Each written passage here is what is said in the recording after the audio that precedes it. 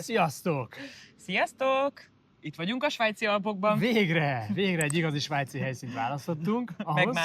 Megmásztuk, mert hogy mobilak vagyunk, és ma mi másról beszélhetnénk, mint a mobilitásról és a kapcsolattartásról az otthon maradott ismerősökkel, barátokkal, rokonokkal.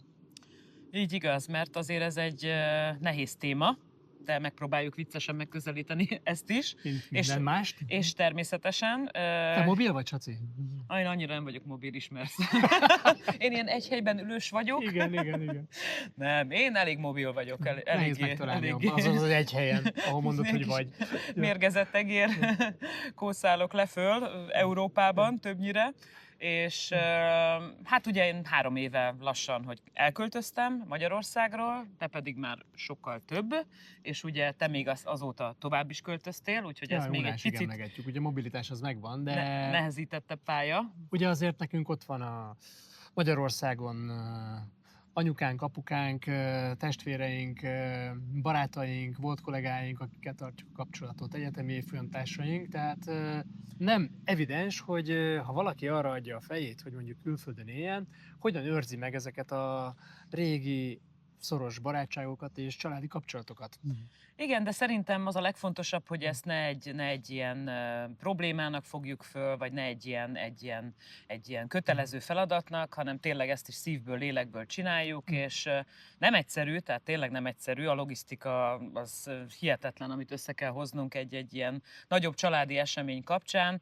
Ugye nálam a 3 gyerekből 2 már külföldön él, a fiam Budapesten él, édesapám Budapesten él, illetve a 4. fogadott kis gyermekem Zsófi szintén Magyarországon él, illetve ugye a nagyobb családomnak is a nagy része, és amikor elkezdünk szervezni egy családi eseményt, legyen az mondjuk Rékalányom ballagása, vagy egy születésnap, vagy a karácsony, azt mi így módszeresen hónapokkal előtte megpróbáljuk belőni ugye a napot, hogy melyik legyen az, és nem Mint én is, amikor Magyarországra megyek, akkor mindenkinek szólok, hogy gyerekek, ez a hét lesz, amikor ott leszek.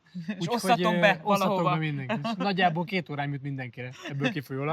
De az pont elég is belőled szerintem, tehát még örülnek, hogy ennyire sok programod van. Viszont nincs szerencséjük, mert én online is tök jól tartom a kapcsolatot egyébként. Igen? Na, és milyen? Tehát amikor, ugye mi kiköltöztünk 2006-ban, akkor még ezek a remote dolgok nem voltak annyira elterjedtek, mint a Covid időszakban. E-maileket írtunk. Telefonálni nem telefonáltunk a Svájcba, mert drága volt. Akkor még IVIV volt, ezt tényleg, ugye a boomerek ismerhetik. Így igaz. A magyar Facebook. De jó, hogy ezt megemlíted. De elég gyorsan bejött a Facebook igazándiból.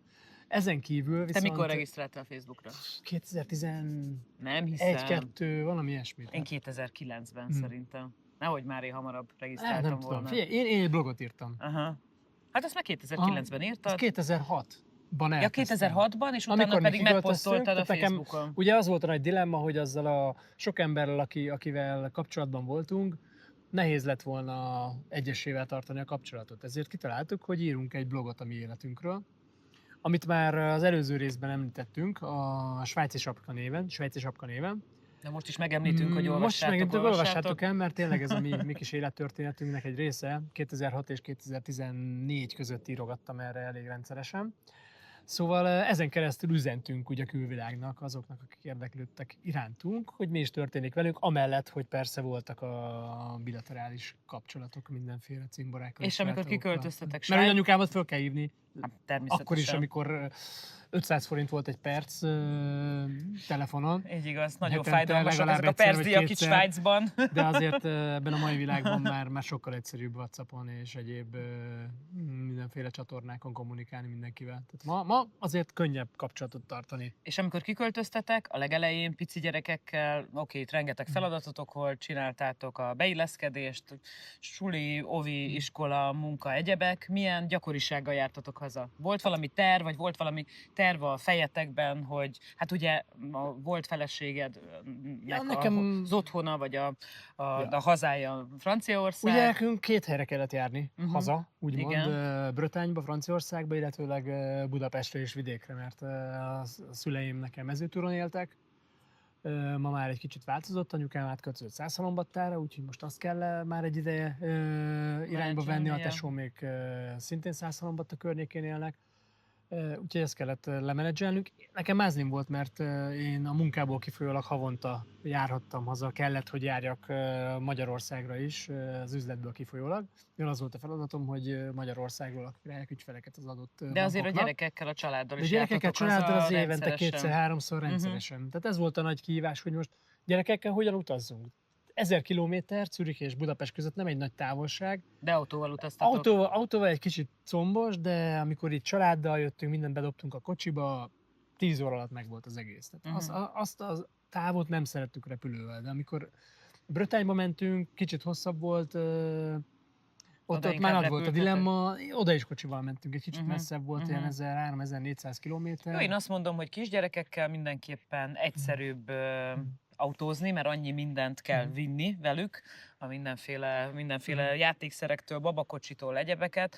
Mondjuk mi is sokat utaztunk a gyerekekkel, olyan nagy, hatalmas távokat nem, amikor még Magyarországon éltünk mindannyian, de azt mindig kocsival tettük, tehát nem repülővel. De neked valahol jelentett problémát az, hogy te 1000 kilométerre laksz a szeretteittől, otthonról, barátaitól, régi barátaitól? Hát nem problémát jelentett, hanem egy olyan kihívást vagy feladatot, amit azért meg kell oldanom. És de hogyan ugrottad meg ezt? Szeretettel megoldottam. Én azért csináltam magamnak, mert tudod, nem vagyok ilyen spontán csaj, mint amennyire te spontán vagy. Tehát én azért úgy ütemterveket csinálok. Én így szeretem az ilyen rendszerezett dolgokat. Azért szereted Németországot, mert én kocka vagy. Ezért költöztem Németországba, mert én egy ilyen kantik kocka vagyok. És szőke. Kocka, szőke, pontosan. Igen. Tehát én azért úgy elhatároztam mindig, hogy körülbelül mik azok az alkalmak, amit mindenképpen szeretnék a családdal tölteni. Ugye ezt a gyerekekkel mi hosszas beszélgetések és logisztikák, mindenféle chat csoportjaink vannak.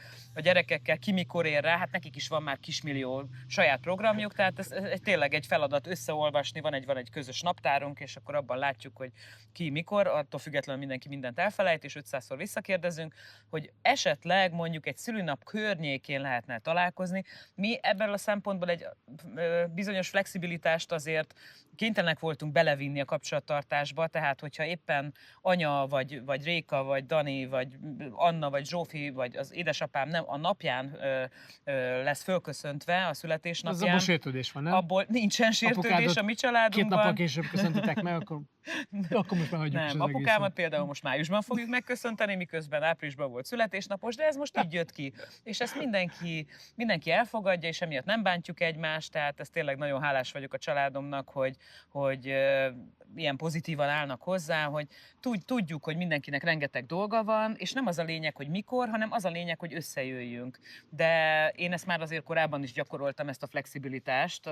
Miután elváltak leszünk, ugye, kénytelenek vagyunk egy picikét átgondolni ezeket a karácsonyokat. Elvált, de én elvált. Miért jövő időben beszélsz róla? Elváltok leszünk. Általánosságban, vagy mi? Ó, ne nyelvészkedjél már, légy szíves, nem most. Na szóval a kérdés, igen. Csak azért át akartad venni a szót. Igen, kicsit akartam relativizálni ezt a történetet. Mondja, Csacikám, mit szeretnél mondani még? Mindegy, csak beszéljek. Egy kicsit, ne csak te beszélj. Na jó, oké. Nem akartam kérdezni volna, azért szóltam be egyébként. Tehát az ünnepek dátuma az mindegy igazándiból. Tehát nem biztos, hogy karácsonykor karácsonyozunk, márciusban ünnepeljük a karácsony, de hogyha nem 24-én ülünk a szent asztalnál együtt, hanem mondjuk 2 nappal később, ez nekünk az elmúlt években sem okozott problémát. De nekünk sem igazából. Tehát az volt, tehát nem az számít, hogy most pont... Amikor tudtunk, mentünk, mindenki előtt nyitva állt az ajtónk, relatív sokan meg is látogattak minket, de nem annyiszor, amennyiszer úgy örültünk volna neki, tehát valahogy a mobilitás a másik oldalról nem mindig működik. De hogy érzed ezt? Nem tudom. Titeket látogatnak sokan? Mondjuk, az elején azért nagy volt a forgalom nálunk is, most már egy kicsit alább hagyott az érdeklődés, úgyhogy a barátaim Magyarországon várják, amikor én hazamegyek, vagy legalábbis ezt mondják nekem, hogy várják, hogy hazamenjek, és találkozzunk, és amikor... Már jó fejek akarnak lenni igazából. Úgy, mint nálad. Tudják, hogy úgy sem mész, és akkor mondják, Én is megmondom, hogy ezen a héten leszek itthon, kifér bele, ki hogy ér rá. Azt mondják, hogy gyere, nyugodtan várunk, és... Hogy ér rá, innen a svájci Alpokból most így legurítom, jó? És akkor végre nem akarok 3600 méterről leesni. Szóval tehát a barátaim jó fejek, és amikor én megírom, hogy ezen a héten leszek otthon, amit nem 2 perccel korábban írok meg, hanem akár hónapokkal előtte, akkor azért nagy eséllyel össze tudjuk hozni a találkozásokat, ami tényleg ilyen levegővétel nélküli dumálás, és elmondjuk mind a ketten, hogy mi van velünk, mert annak ellenére, Ez igazából úgy van, hogy Saci elmondja 10 órában, hogy mi van vele, és a barátainak pedig marad az a 2-3 perc, amikor így reagálhatnak erre, ugye? Ez mint következő a csatornánkban epizódban is. egyedül fog jelentkezni. Sziasztok, ez én voltam, Saci, Gabi. Nagyon jó rész lesz, már várom. No, de ezzel csak azt akartam mondani, hogy hiába van ez a sok online lehetőség tényleg, hogy remote tartod a kapcsolatot, és vagy akár telefonálsz, vagy akár még videócsetelsz is. Mondjuk nekünk a videócsetjeink a gyerekekkel az mindig egy pár órással, nem minden héten csináljuk, de amikor végre összejön, hogy mindenki ráér, akkor azért egy pár órára ez így elhúzódik, és hülyére röhögjük magunkat. Ezt majd ők is el fogják mondani egyébként, hogy ők mit gondolnak erről egy-egy következő részben. Úgyhogy mindenképpen maradjatok velünk, és majd nézzétek meg azokat is. De a személyes találkozásoknak a varázsát azért ezek nem adják vissza, ezt mindannyian tudjuk, úgyhogy tök jó hazamenni, tök jó mindenkit végiglátogatni. Általában magyarországi utak után én ilyen hullafáradtan jövök vissza, mert annyi élményt kapok, meg annyi jó kis föltöltődést, úgyhogy... Te hogy mozogsz egyébként? Repülsz, kocsizol, használsz ilyen applikációkat? Ugye Németország, tehát München, ahol én élek, az Szegedtől, ahonnan én ugye kiköltöztem, az egy ilyen jó 850 kilométer, úgyhogy az még autóval tök jól teljesíthető, és ahogy én az elmúlt részekben mondtam, én szeretek vezetni, és a BlaBlaCart azt... Kár, hogy nem tudsz. Nem tudok, de szeretek vezetni. És mivel nem tudok vezetni... Tényleg mindjárt lekerülök elől a szikláról. És mivel nem tudok vezetni, ezért szívesen veszélyeztetem mások életét is az autómban. Bele-visszajövök. És ezért én igazából beleszerettem ebbe a blablakározásba, amit először utasként... Vagy hány ezer kilométert? Én már superdriver vagyok, és a Blabla applikációnak így kiírja, hogy mennyit spóroltál az útjaidon, mert ugye ez úgy működik, aki esetleg nem ismeri, hogy te meghirdetted az utadat, hogy A-ból B-be mész, és megadsz egy árat, ami általában lényegesen kedvezőbb, mint egy vonatjegy, vagy repülőjegynél mindenképpen, vagy egy Flixbusz, és belerakhatsz állomásokat. Utazzunk együtt applikációt, ha valaki nem ismeri. Ez egy ilyen carsharing program, és lehetsz benne utas is, meg lehetsz benne sofőr is. Na most én 2-szer voltam utas, és utána úgy döntöttem, hogy miért ne lehetnék én a sofőr.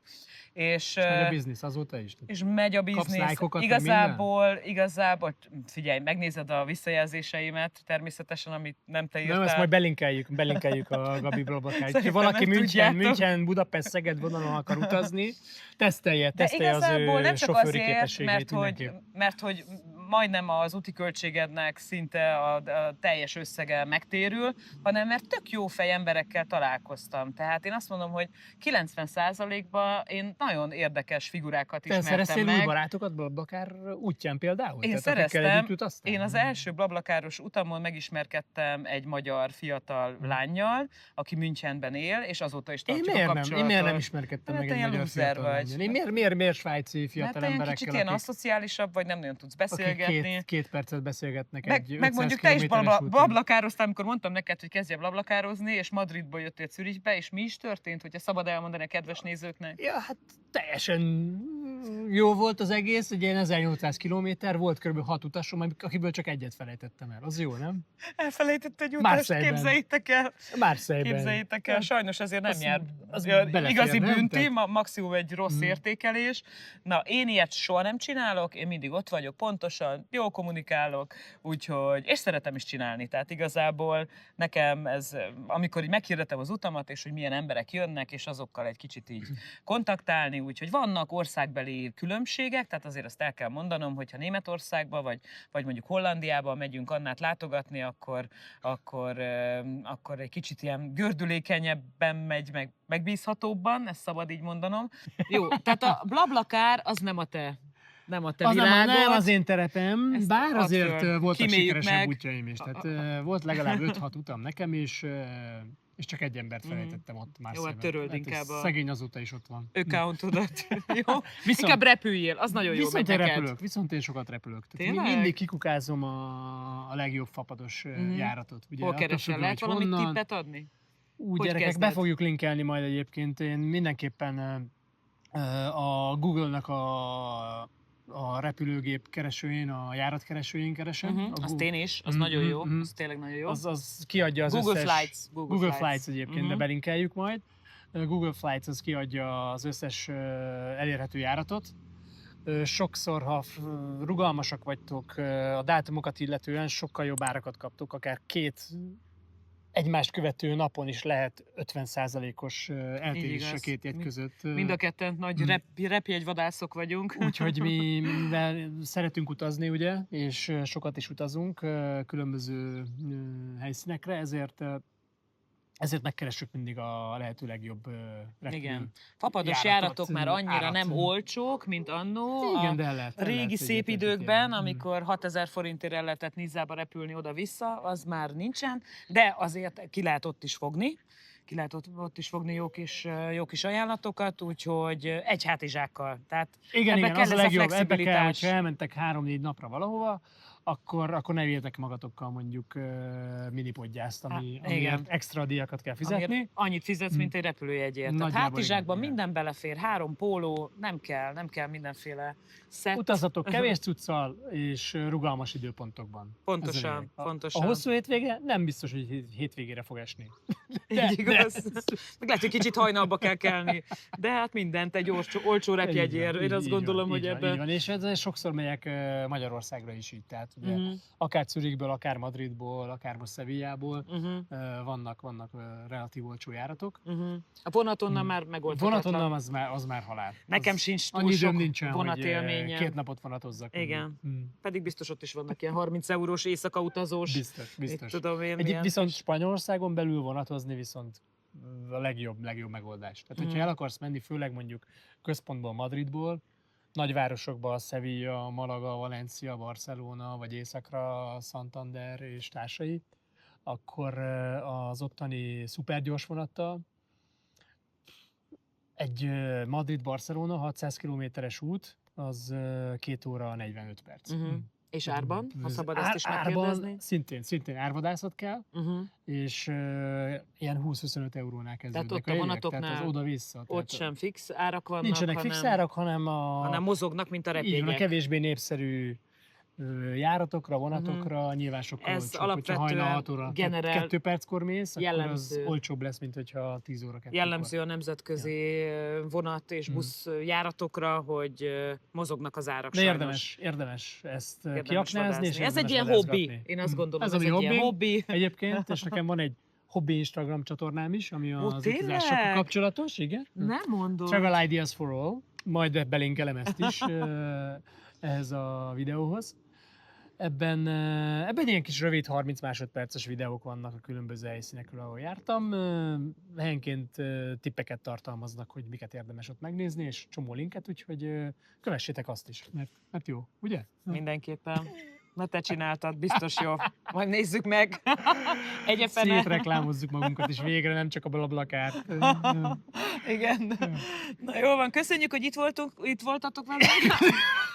Köszönjük, hogy itt voltunk. Magadnak még egyszer. Ez jellemző rá. Köszönöm, hogy itt voltál velem, és most le kell, hogy gurítsam. Annyira megtisztelsz, hogy veled beszélgethetek. Itt a svájci Alpokban. A svájci Alpoktól most búcsúzunk. Ti viszont iratkozzatok fel, ha még nem tettétek meg, és kérjetek meg rá mindenki mást körülöttetek. Lájkoljátok ezt a videót, és gyertek vissza a következő részekre is. Sziasztok! Sziasztok! Ciao, ciao!